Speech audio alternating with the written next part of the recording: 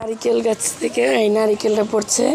এখন দেখব এটা ভালো কিনা, যদি ভালো হয় তাহলে তো ভালো, আর না হলে বাদ। এরকম নারিকেল অ্যাভেলেবেল পাই আমি এই পুষ্কনিতে, এই সাইজেরই হয়। দিলে এটা এটা কর আন্না।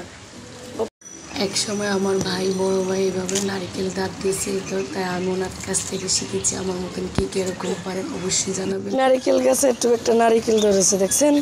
এই মানে এটা দেখবো ভিতরে ভালো কিনা, যদি ভালো হয় তো ভালোই, কপাল ভালো, নাহলে তো বাদ। এত পরিশ্রম, আমার কষ্টটা বিফলে গেল। এরকম নারিকেল অ্যাভেলেবেল সময় হয়, কিন্তু আজকে নেই।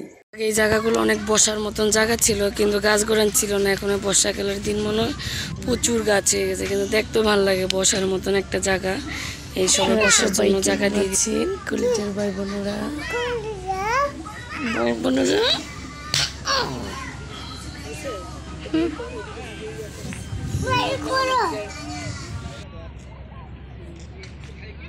তুমি নামতেছো আজকে? বেড়া অনেক খুশি, দেখেন কি জুতা সারা দুষ্টামি করতেছে।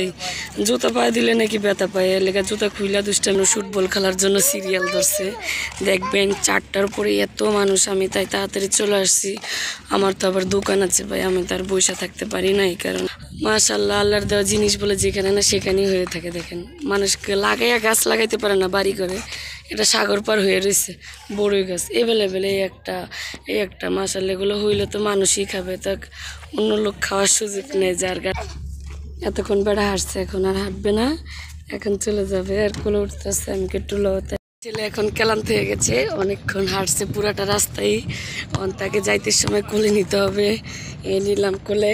হ্যাঁ, সবাই ভালো থাকবেন, সবাই ভালো থাকবেন।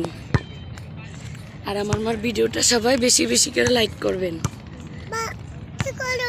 হ্যাঁ, বলে ভালো থাকবেন, বেশি বেশি করে লাইক করবেন, কমেন্ট করতে ভুলবেন না, ভুলবেন না। আমরা আবার ভিডিও করব, নতুন ভিডিও আসবে সামনের দিকে আপনাদের জন্য। হ্যাঁ, সামনের দিকে আসবে। যে কতগুলা ছাগল এখানে, একদম অসাধারণ একটা জায়গা। ও টাটা, সবাই ভালো থাকবেন, আল্লাহ হাফেজ। সালাম দাও, সালাম দাও, সবাইকে সালাম। এই যে সবাইকে সালাম দিচ্ছে।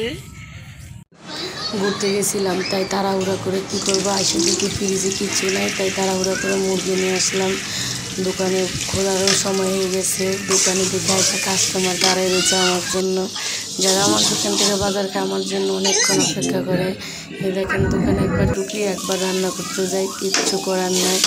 আমার জন্য সবাই দোয়া করবেন, আমি যেন এভাবে আমার সন্তানকে নিয়ে যেতে পারি। মা হওয়ার পর বোঝা যায় যে একজন মায়ের কত দায়িত্ব বেড়ে যায়।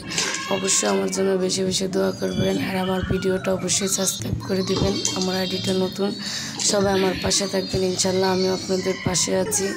রান্না করতে যাই, কতক্ষণ ইয়ে করি, পরে এখন কান্না করতেছে আমার ছেলে, কান্না করতেছে।